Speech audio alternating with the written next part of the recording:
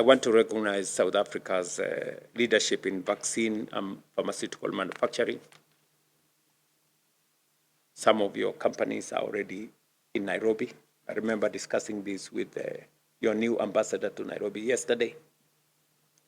And we will be working together towards creating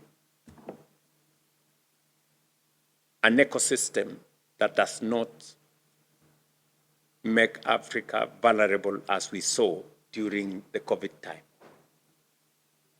We have to build our own capacity in this continent of pharmaceutical manufacturing, including vaccine manufacturing, so that we can deal with whatever pandemics come our way, and we can also take charge of our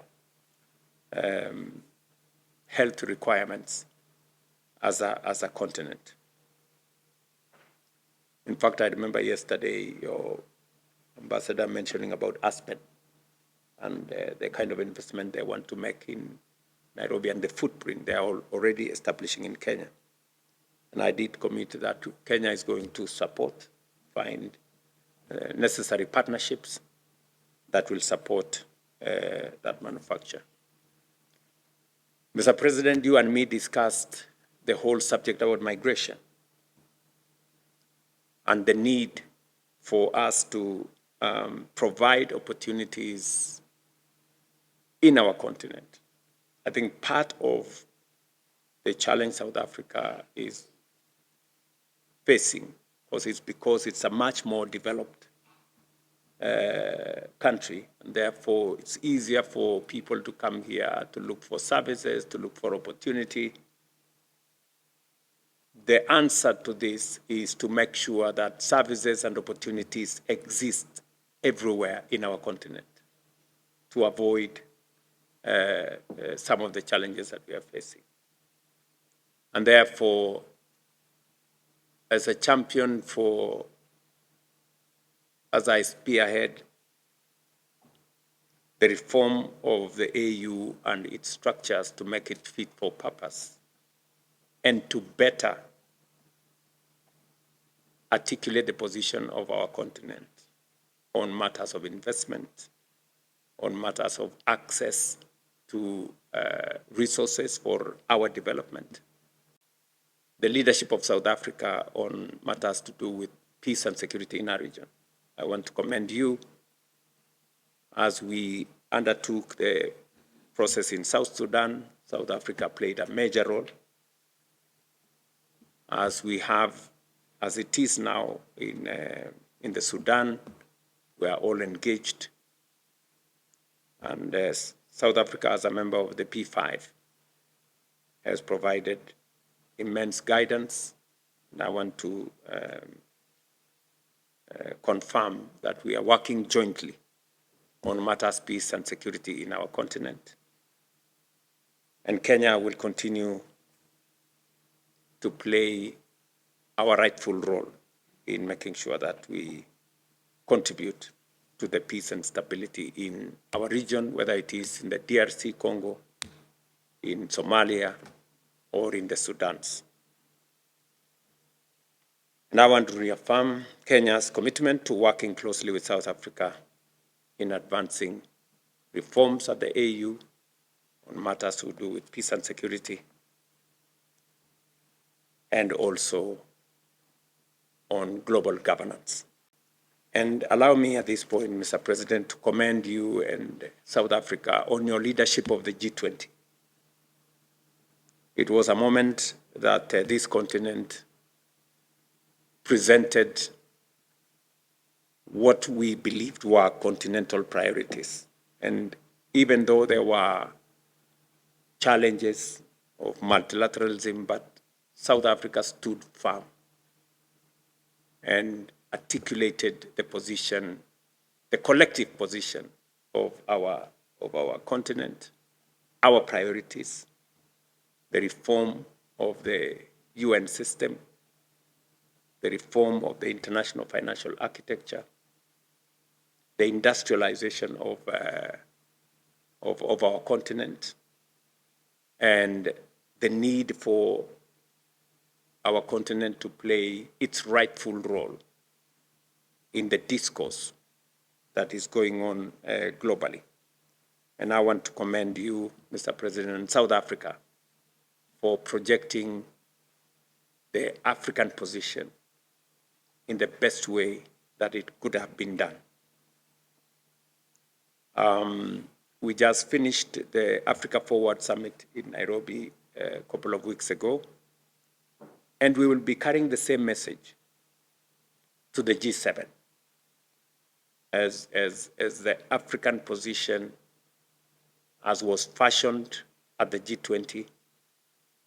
We will be presenting that as well to the G7 so that the African position becomes unequivocal, clear, and in a manner that projects the best interest of our continent. Mr. President, thank you very much for extending an invitation to me to undertake this state visit. Building on your own visit to Kenya in 2022, and to commend you, Mr. President, for taking very bold steps when we met in 2022 to unlock some of the outstanding issues that have been there before and for a long time. And today we celebrate some of the achievements of your visit to Kenya. I remember visiting this great country when I came to address the Pan-African Parliament, and the experience that I have witnessed since yesterday. As you've said, Mr. President, we are in a very uncertain geopolitical position. There's economic disruption in many parts. We have weakening multilateralism. And this has continued to exert pressure on our developing economies. This calls on us to explore deeper engagement between our countries. And as you have said, Mr. President, South Africa and Kenya are large economies in our region, and there is room, depth and width for us to explore in making our economies integrate more so that we can exert benefits for the people of South Africa and the people of Kenya. I appreciate the ongoing consultation towards elevating our bilateral relations into a strategic partnership framework. And against that background, the conclusion of the additional agreements in trade facilitation, maritime cooperation, gender equality, and women empowerment on our technical, vocational, and training centers in arts, culture, and sports are an important milestone for the visit that I am undertaking today, because these agreements will add momentum and value as we sign them today, and their effective implementation will grant the people of our two countries tangible benefits for our citizens. We are aware that there are still some tariff and non-tariff barriers that constrain trade between our two countries. And this visit provides us, Mr. President, with an opportunity to explore some of those areas so that we can straighten them and make it much more easier and less restrictive for our business people to do what they do best, to trade and to connect people to goods and services. Trade between our two countries has been growing. we have more imports from South Africa than we have exports from Kenya. But on the flip side, we have more investments from South Africa into Kenya, more than investments coming from Kenya to South Africa. That presents to us a dichotomy that can be explored on what can be done to leverage on the complementarity of our two economies. The JCC remains the principal mechanism for structured dialogue and expanding this and advancing this bilateral cooperation. And I want to recall that in Nairobi in 2021, the first JCC was undertaken in Nairobi. It was reviewed in 2022. And again, as you have said, Mr. President, in June this year, on the 23rd, we will be looking at another possibility to hold another second session of JCC. And I want to affirm Kenya's readiness to participate fully and constructively to further our collective interest. Your Excellency, when we made the decision on your visit to Nairobi to ease the travel between our two countries, it may have looked like it was a small decision, but today you can see, Mr. President, it has created a very big buzz between our two countries. As you have said correctly, it has given us an opportunity for people-to-people movement. When I was asking you for this arrangement, I didn't know that it would benefit South Africa more than Kenya. Today, there are more Kenyans traveling to South Africa and spending our money in South Africa than there are South Africans coming to Kenya. But the positive side is that in the process, there are more South African companies investing in Kenya and working with us through private-public partnerships and business and enterprise. And so the decision we made, Mr. President, was, in my estimation, mutually beneficial. It has enhanced the people-to-people relationship. It has built a bigger ecosystem of business and entrepreneurs between our two countries, and has created more investment opportunities for our two people. Mr. President, your automobile industry is a big sector. And my Minister for Trade here will be looking for opportunities on how automobile companies in South Africa can work with their counterparts in Kenya, even on some of the spare parts that can be manufactured out of Kenya. Today, we know that there are many spare parts for the automobile industry coming from different parts of the world. It is our belief that those different parts of the world should include Kenya. And some of your automobile companies should find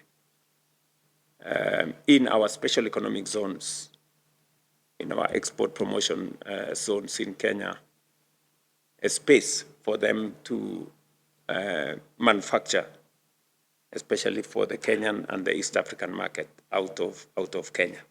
And we will be having that conversation. I'm very happy that we will be attending later the business forum, and that there is a commitment by the private sector in Kenya and the business community here in South Africa to form a joint business council, which can provide a platform for discussions on investment, on trade, on building synergy, on joint ventures, private-public partnerships, and other avenues that can leverage on the opportunities that we have both in Kenya and in South Africa. This reciprocal state visit is a celebration of the friendship as well as the solidarity that binds our two nations.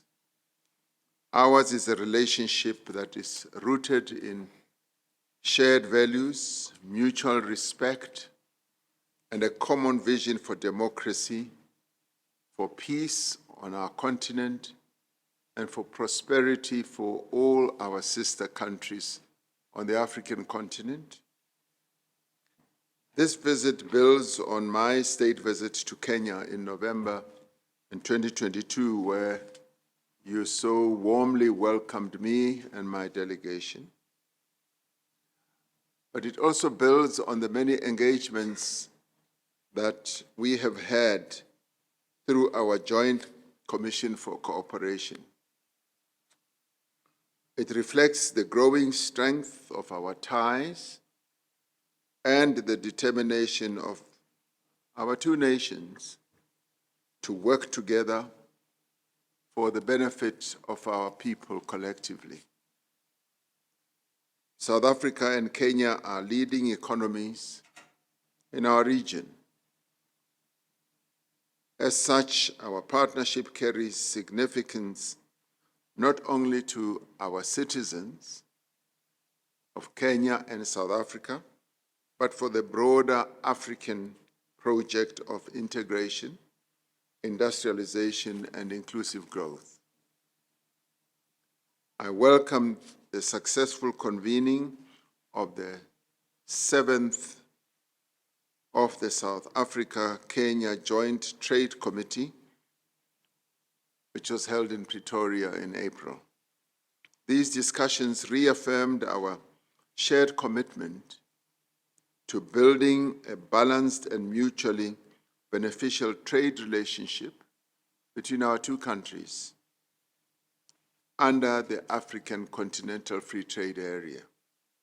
We are encouraged by the progress made in addressing trade imbalances between our two countries, removing barriers that hold our economies back, and strengthening regional value chains.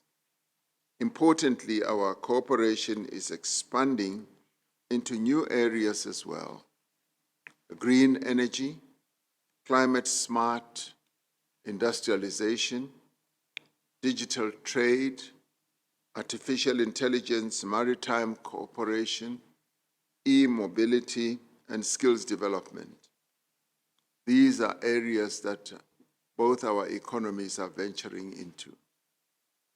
Such cooperation will create opportunities to transform lives, empower young people, and build the resilience of our two economies. We look forward to finalizing several strategic memoranda of understanding during this visit, covering agriculture, tourism, ICT, energy, transport, and maritime cooperation. These agreements will deepen our collaboration and will provide practical benefits to the citizens of our countries. I'm especially pleased by the proposal to establish a South Africa-Kenya Joint Business Council, which will give our private sector a stronger voice in shaping trade and investment.